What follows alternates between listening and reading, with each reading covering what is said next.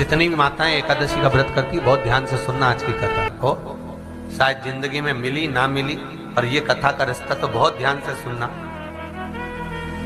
स्कंद पुराण यहां तक कहती है कि इस कथा के चरित्र को जो श्रवण कर लेता है उसको 26 एकादशी करना भी नहीं पड़ती। इस एकादशी की केवल ये कथा सुनकर ही वो तर जाता है। बहुत ध्यान से सुनना इसको, कथा को।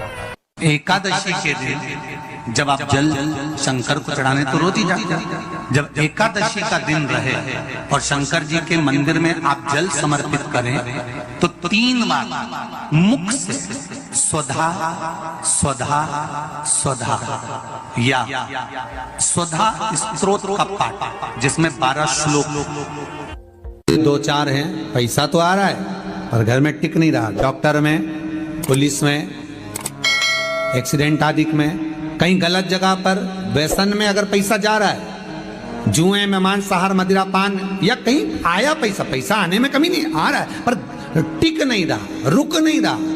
कोई मांगने आ गया, दे दिया, फिर वहां से अपने पास नहीं आ रहा, अपन कह रहे हैं भैया हमारा पैसा लौटा दो, नहीं आ रहा। तो महाराज शिव महापुराण की कथा कहती है एकादशी के दिन गंगा के जल में मात्र 7 बेलपत्री डालकर जो नंदीश्वर भगवान अर्थात जो शंकर जी के शिवलिंग के सामने नंदी होता है, उस नंदी के चरण पर गंगा का जल चढ़ाकर बेलपत्री शिव पर समर्पित कर देता है, उसके घर में रुपया रुकना चालू हो जाता है। फिर वो गलत जगह पर नहीं जाता, गलत स्थान पर वो धन जाएगा ही नहीं। तूने संभाल, मांग तुझे क्या चाहिए।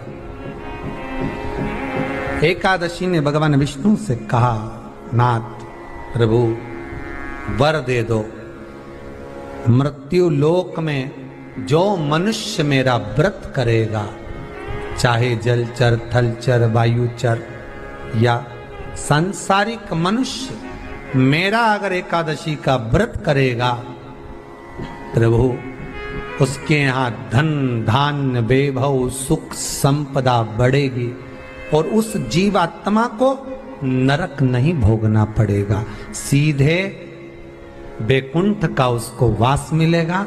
जब जीव आत्मा को लेकर चला जाएगा, यम के दूत जब बंदी बनाकर ले जा रहे होंगे उस जीवात्मा को जिसके प्राण छूटे होंगे, यम के दूत जब बंदी बनाकर ले जा रहे होंगे, तब मुझे वर दो कि मैं इसका हाथ पकड़कर बेतन्नी से पार उतार कर सारे नरकों से निकालती हुई आपके धाम में लेकर आऊं। भगवान ने वर दे दिया, तथास्तु। हे एकादशी सुनो, मृत्यु लोक का मनुष्य अन्न का त्याग कर कर, क्योंकि अन्न में एकादशी के दिन पाप पुरुष रहता है, अन्न का त्याग कर कर एकादशी के दिन जो मनुष्य तुम्हारा व्रत धारण करेगा, उस व्रत को करेगा और उस व्रत को धारण करेगा, उसकी मनोकामना पूर्ण होकर वो मेरे ही धाम को जाएगा। ये तो हुआ एकादशी के जन्म की कथा। एकादशी के दिन गंगा के जल में मात्र 7 बेलपत्री डालकर जो नंदीश्वर भगवान अर्थात जो शंकर जी के शिवलिंग के सामने नंदी होता है, उस नंदी के चरण पर गंगा का जल चढ़ाकर बेलपत्री शिव पर समर्पित कर देता है, उसके घर में रुपया रुकना चालू हो जाता है। फिर वो गलत जगह पर नहीं जाता, गलत स्थान पर वो धन जाएगा ही नहीं। बेटा अगर व्यसन में पड़ा हुआ है, मदिरा पान में पड़ा हुआ है, मांसाहार में, जुए आदि में जा रहा है, तुम्हें लग रहा है कि मेरा बेटा गलत मार्ग पर जा रहा है, ये मित्र दोस्ती गलत हो रही है, वो सही जगह पर आ जाए। करना है एकादशी।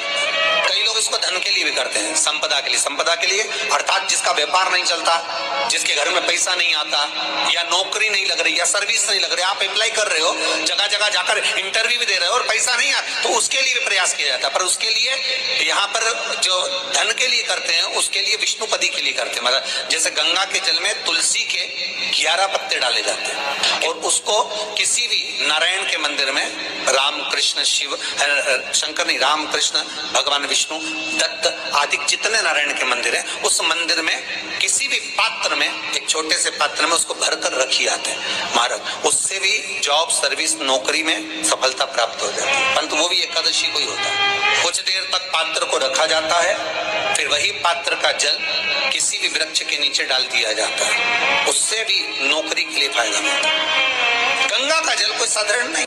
दशमी, एकादशी और द्वादशी, इन 3 तिथियों पर एक रोटी में थोड़ा सा मीठा रखकर सोमक पितृ का नाम लेकर यदि गाय को खिला दिया जाता है तो अगर कोई पूर्वज प्रेत योनि में भी पड़ा हुआ होता है, भटक रहा होता है, जिसको पिंड नहीं मिला, जो अचानक मर गया होता है, अधोगति में चले गया होता है, उस जीव की मुक्ति दशमी, एकादशी और द्वादशी, ये 3 दिन सोमक पितृ का नाम लेकर रोटी में, पूड़ी में मीठा रखकर अगर गाय को खिला दिया जाता है ये 3 दिन तक, तो वो पितृ कभी भटकते नहीं है, उनको मुक्ति प्राप्त हो जाती है मोक्ष में। नहीं, एकादशी है कौन? क्यों इसकी इतनी प्रधानता है? क्यों इसकी पुण्यता है? ऐसा क्या है एकादशी में जो इसकी पुण्यता मानी जाए?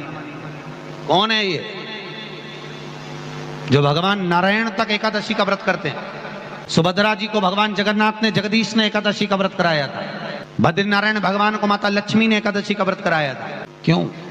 चंद्रायण एकादशी व्रत की महत्व। एकादशी है कौन? तो कहा जिसको व्रत करने पर भगवान नारायण भी जिसका व्रत करते हो, भगवान माता लक्ष्मी जिसका व्रत करती हो, वो एकादशी है कौन? तो शास्त्र वर्णन करता है महाराज, स्कंद पुराण का सुंदर चातुर्मास्य खंड के अंतर्गत वर्णन आया है महाराज।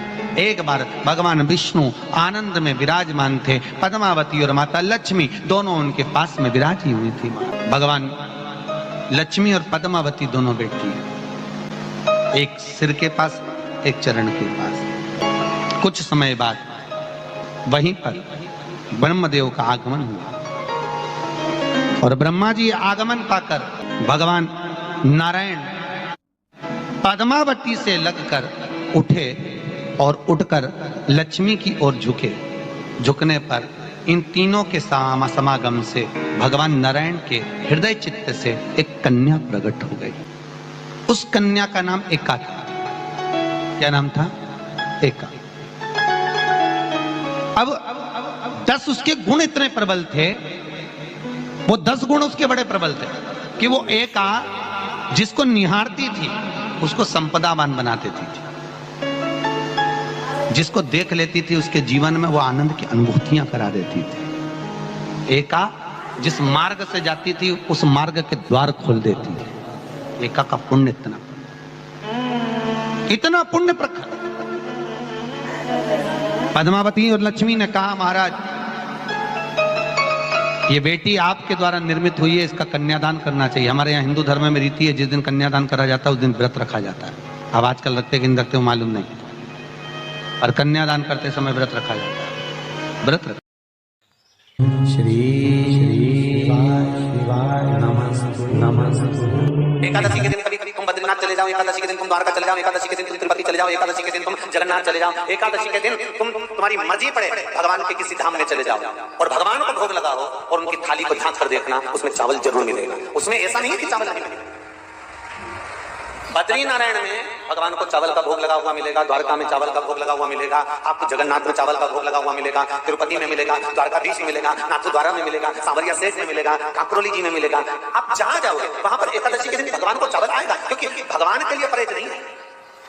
जो काम में डूबा हुआ है, जो आसक्ति में डूबा हुआ है, जो लोभ में डूबा हुआ है, जो वासनाओं में डूबा हुआ है, जो तृष्णा में डूबा हुआ है, और जो माता के गर्भ से जन्म लिया, एकादशी के दिन चावल उसको नहीं खाना। एकादशी और द्वादशी के दिन हमारे हिंदू धर्म, हमारा शास्त्र कहता है, हमारे शास्त्र, हमारे वेद डॉक्टर वर्णन करते हैं कि पीपल के पत्ते को अगर एकादशी और द्वादशी के दिन एक तांबे के पात्र में गला कर रख दिया जाए और उस पानी का आचमन 3 बार करा जाए तो जिसकी नाड़ियां चोक भी हो जाती है, डॉक्टर बोले इसका बाईपास करना पड़ेगा, उसको केवल 3 आचमन पानी एकादशी और द्वादशी को पीपल के पत्ते का कराया जाए तो अंदर की नाड़ियां भी खुल जाती हैं।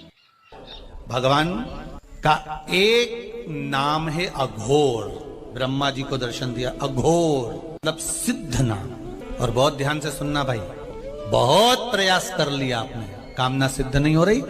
एक लोटा जल, एक जल का पात्र लीजिए, उस जल के पात्र को लेकर उसमें थोड़ा सा लाल चंदन डालकर बेलपत्री के वृक्ष के नीचे और देवादिदेव महादेव को चढ़ाना प्रारंभ कर।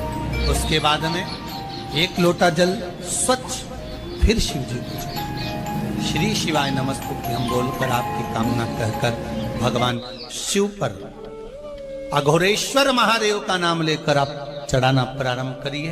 बाबा आपका कार्य 3 महीने के अंदर पूर्ण कर देगा, सफल। बेलपत्र होते हैं, उसकी इसको छेद तो करते नहीं है सुई से, बेलपत्र की डंडी को बांधते जाओ 108 बेलपत्र की माला बना लो और माला बनाकर भगवान शंकर के गले में शंकर के शिवलिंग को जो चढ़ा देता है उसकी मनोकामना भगवान शंकर पूरी कर दे। 108 बेलपत्र की माला बनाकर शंकर भगवान को समर्पित करी जाती है।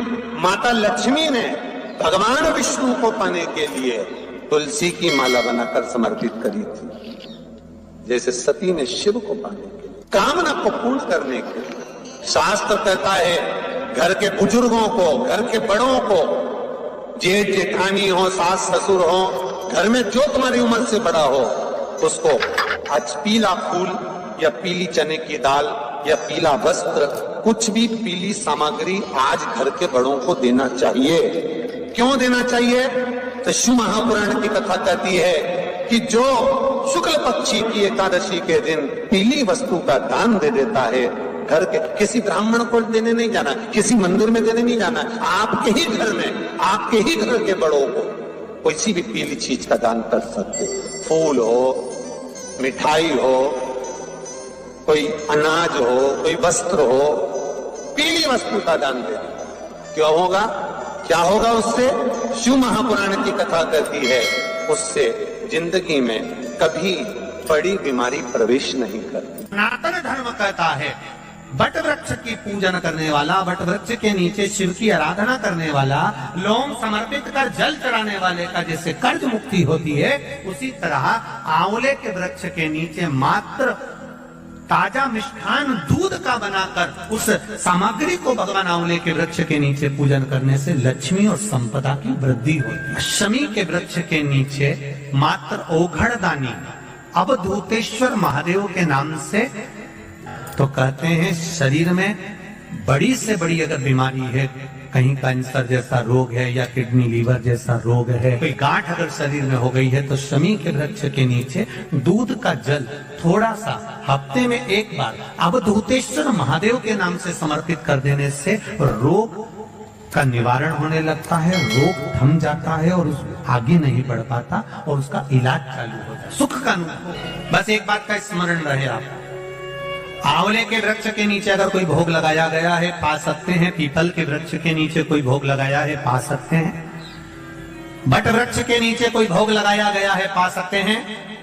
जिस वृक्ष के नीचे भोग लगाओगे पालोगे। शमी वृक्ष का जो प्रसाद है वो आपको वहीं छोड़ना पड़ता है। हिंदू धर्म के 3 व्रत ऐसे हो गए जिनका पुण्य समाप्त नहीं हुआ महाराज। पहले नंबर पर एकादशी, दूसरे नंबर पर प्रदोष और तीसरे नंबर पर शिवरात्रि। एकादशी भी 26 है तो प्रदोष भी 26 है, शिवरात्रि केवल 12, और अगर अधिक मास की पड़ जावे तो ये 13, पर अधिक की आय तो 13 है। तो यहाँ शास्त्र कह रहा है कि 3 व्रत हमारे यहाँ जिनका पुण्य समाप्त नहीं हुआ, जिनका पुण्य प्रबल हुआ बड़ा, इसलिए आज भी माता एकादशी का व्रत करती है। और एकादशी का व्रत कर कर अगर कोई जीवात्मा को देते हैं, कोई मर भी गया तो उसको एकादशी का दान देते हैं। बहुत ध्यान से आज की कथा सुनना कि एकादशी का आपसे